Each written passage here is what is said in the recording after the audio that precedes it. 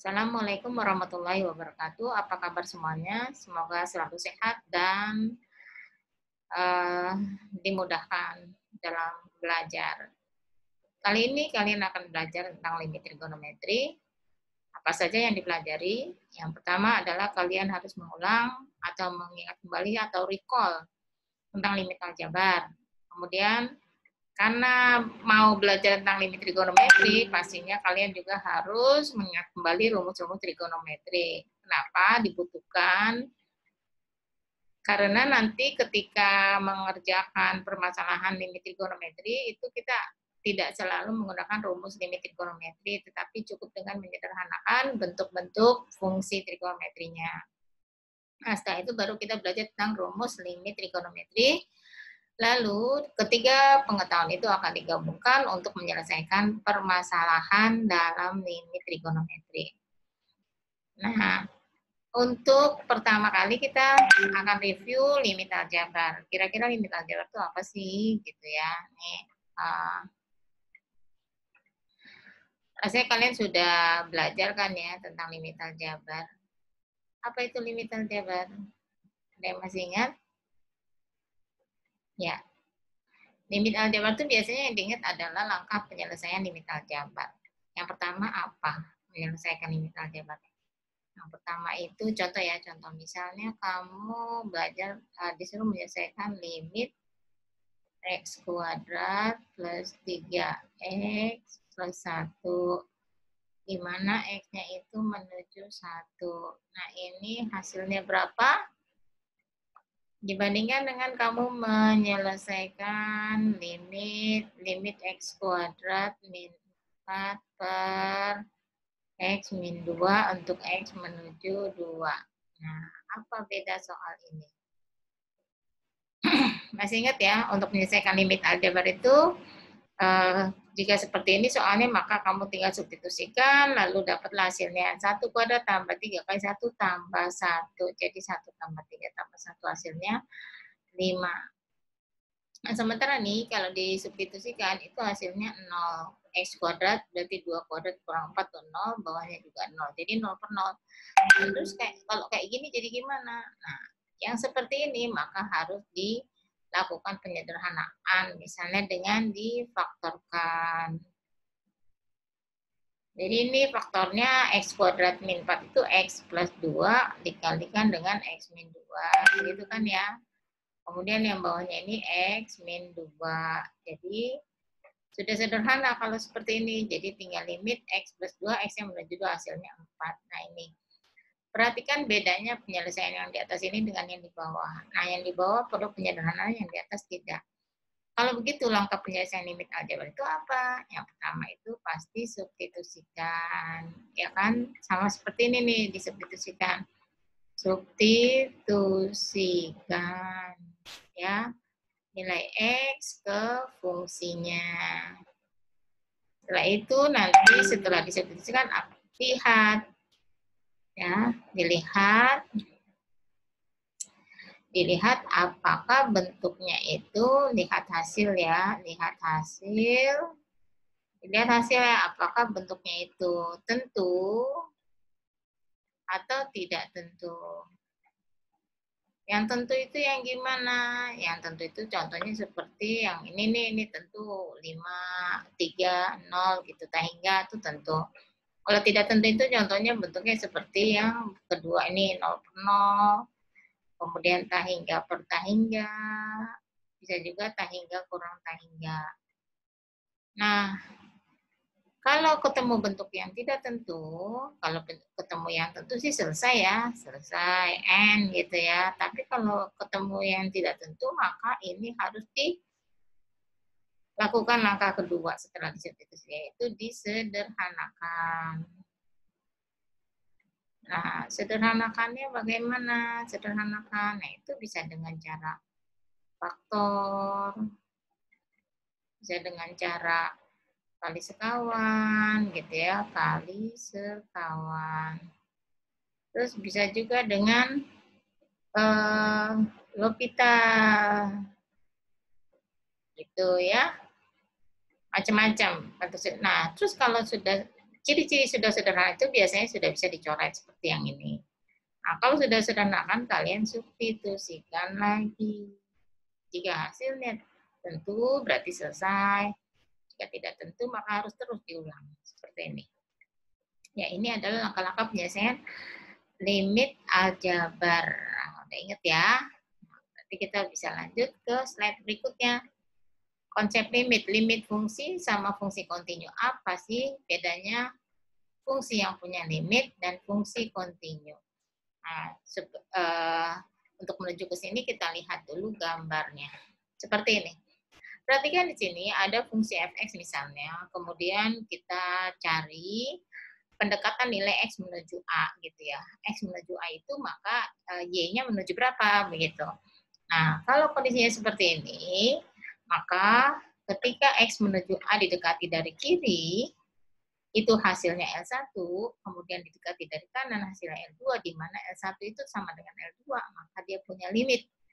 Limitnya yaitu di L1 atau L2 ini. Nah, yang berikutnya, didekati dari kiri, fungsi yang ini dapatnya L1, tapi didekati dari kanan, fungsi yang ini dapatnya L2, yang itu nilainya berbeda. Kalau nilai berbeda ini berarti tidak ketemu, maka di sini disebutnya fungsinya nggak punya limit. Jadi apa? Dari sini kamu bisa menyimpulkan apa? Iya, betul. Jadi fungsi yang punya limit itu apabila didekati dari kiri maupun dari kanannya itu menghasilkan nilai Y yang sama. Kalau seperti ini ya kalau seperti ini nilainya saya ambil yang warna merah deh. Nih. Perhatikan L1 dan L2-nya menuju bilangan yang sama. Berarti limitnya ada karena didekati dari kiri maupun dari kanannya hasilnya sama. Nah, sementara kalau yang ini didekati dari kiri hasilnya lebih tinggi daripada yang didekati dari kanan. Berarti dia berbeda. Kalau berbeda ini berarti tidak punya limit. Clear ya? Nah, kita ke gambar berikutnya. Nah, ini apa? Kalau yang seperti ini kira-kira ketemu apa enggak nih? Namanya ini ketemu apa enggak? Kira-kira ketemu atau enggak? Yang ini dari kirinya nilainya tertentu, dari kanannya nalu, enggak jelas ya. Nah, kalau seperti ini juga disebutnya tidak bertemu. Kalau tidak bertemu berarti limit kiri dengan limit kanannya tidak sama, maka dia juga tidak punya limit. Begitu juga yang ini, dia tidak punya limit ya, karena kiri dan kanannya berbeda.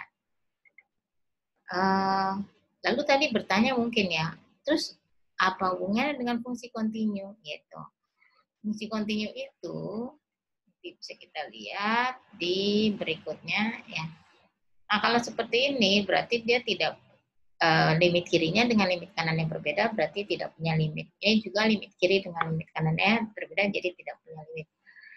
Ini juga tidak punya limit, tidak punya limit, tidak punya limit, tidak punya limit. Lalu bagaimana dengan fungsi kontinu? Nah, perhatikan. Jadi, sebuah fungsi punya limit kalau limit dari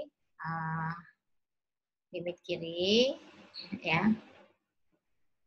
Limit fx untuk x didekati ke a dari kiri itu sama dengan limit fx untuk x didekati a dari kanan.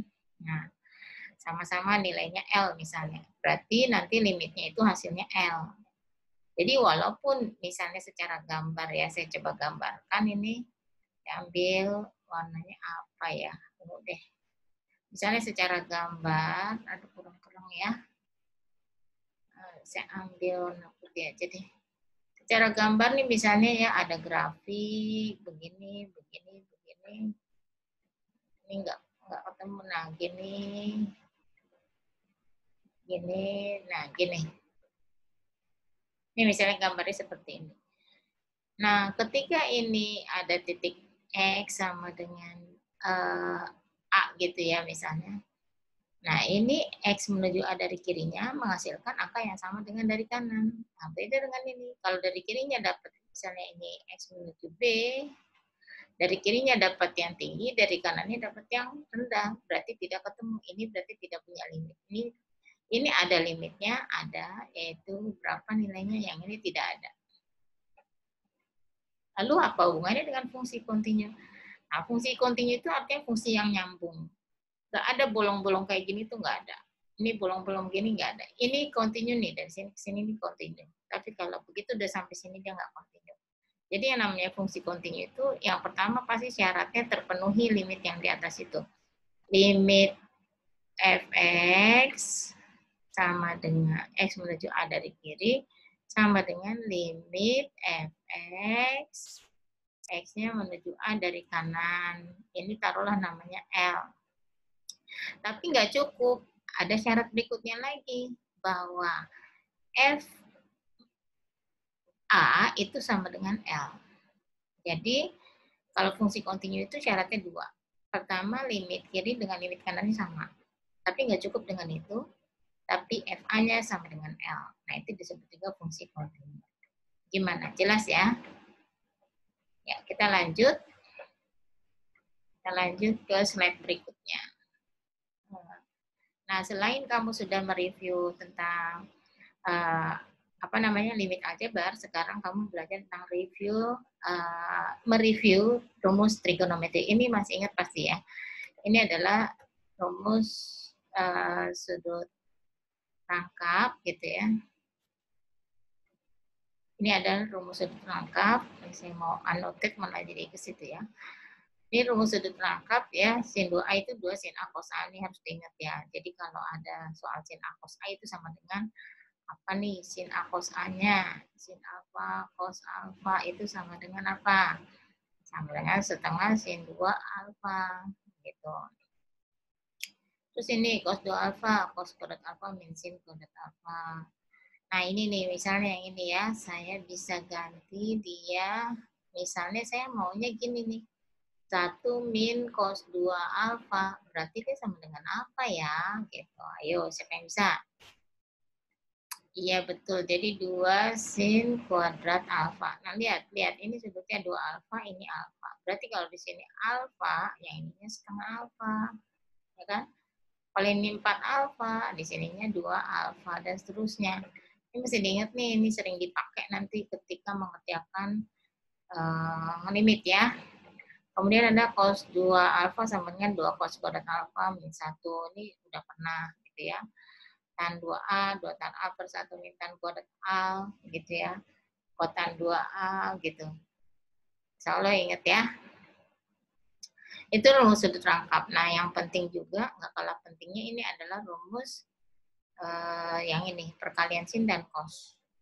Rumus perkalian sin dan cos seperti ini. 2 sin cos, 2 sin A cos B. Itu sama dengan sin tambah sin, kemudian 2 cos A sin B sama dengan sin A plus B kurang sin A min B, begitu ya. Dan seterusnya. Berikutnya rumus yang ini, yaitu dari penjumlahan ke perkalian. Sin plus sin 2, sin cos, sin min sin 2, cos sin, cos plus cos 2, cos cos, cos min 2, sin sin. Gitu ya. Lalu berikutnya adalah ini, nah setelah kamu review fungsi aljabar dan rumus trigonometri, sekarang kita masuk ke limit fungsi trigonometri. Limit fungsi trigonometri itu sebenarnya bisa dilihat, bisa diselesaikan dengan grafik, gitu ya. Ini dengan grafik, bisa dilihat juga dengan tadi mengamati grafik, kemudian pemahaman secara intuisi, gitu ya. Jadi berdasarkan ilmu yang sudah kamu punya, kemudian menyelesaikan limit fungsi trigonometri itu bisa banyak cara. Bisa dengan rumus dasar limit trigonometri yang nanti akan kita pelajari di pertemuan besok ya, teman setelah ini. Ini dengan penyederhanaan. Nah, hari ini penyederhanaan. Jadi setelah substitusi nanti disederhanakan. Sederhanakan dengan apa? Dengan rumus pastinya. Rumus yang sudah kamu punya. Oke, ini peta konsepnya sudah. Berarti sekarang lanjut ya, lanjut untuk contoh-contoh menyelesaikan limit trigonometri, tapi yang masih sederhana. Ya, jadi prinsipnya sama seperti limit aljabar. Pertama substitusi, setelah substitusi kemudian dilihat hasilnya apakah tentu atau tidak. Kalau tentu selesai, kalau tidak tentu maka dia harus sederhanakan. Nah, sekarang kamu bisa lihat di sini, ini adalah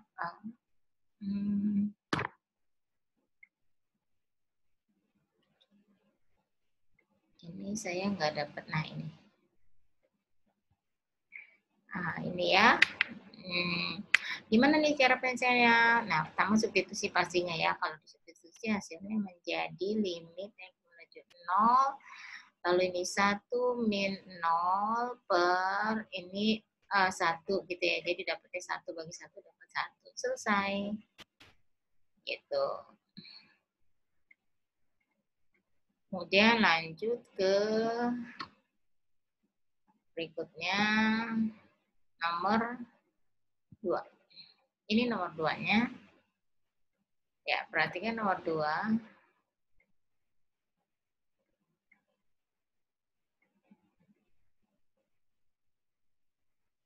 Perhatikan nomor 2 ini sekarang kita substitusi, biasa ya disubstitusi dulu gitu ya.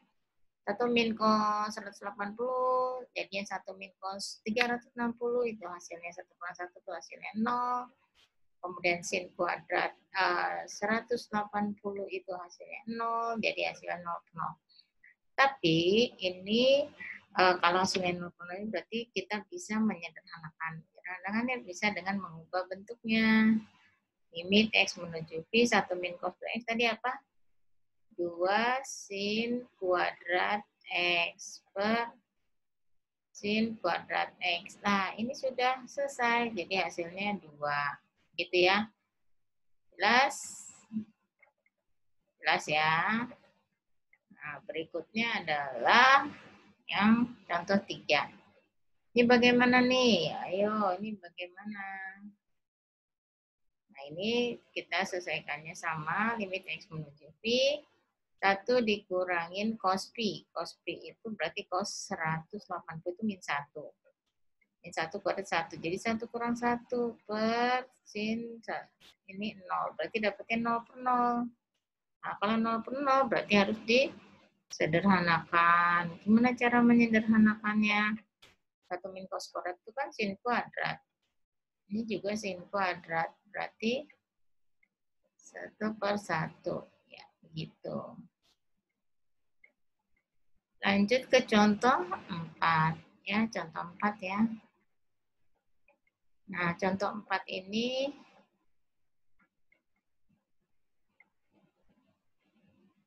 contoh 4 ini sama ya, kita cek limit X menuju P 1 min 2 cos P jadinya 1 min 2 kali cos 180 itu min 1 per sin 180 0 jadi hasilnya 1 plus 2 gitu ya per 0. Jadi dapatnya tak hingga, ini juga termasuknya tentu.